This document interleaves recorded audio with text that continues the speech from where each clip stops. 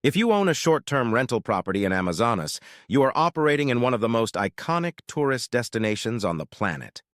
Manaus is the gateway to the world's largest tropical forest, and nature, scientific, and adventure tourism generates consistent demand for alternative accommodation throughout the year. But the rapid growth of this market has also drawn closer attention from authorities, and hosts operating without adequate compliance are increasingly exposed. Amazonas has a hospitality dynamic unlike anywhere else in Brazil.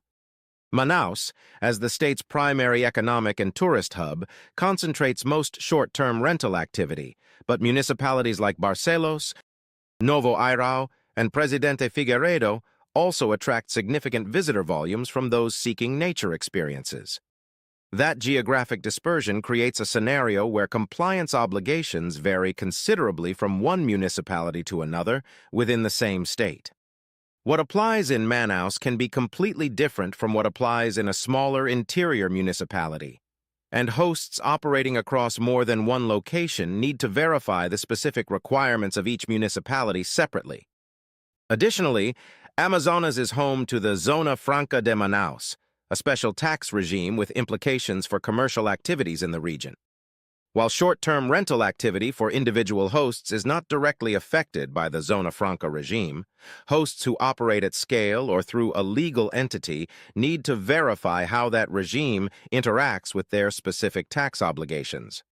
ISS in Amazonas is levied at the municipal level, with rates varying across the state's municipalities.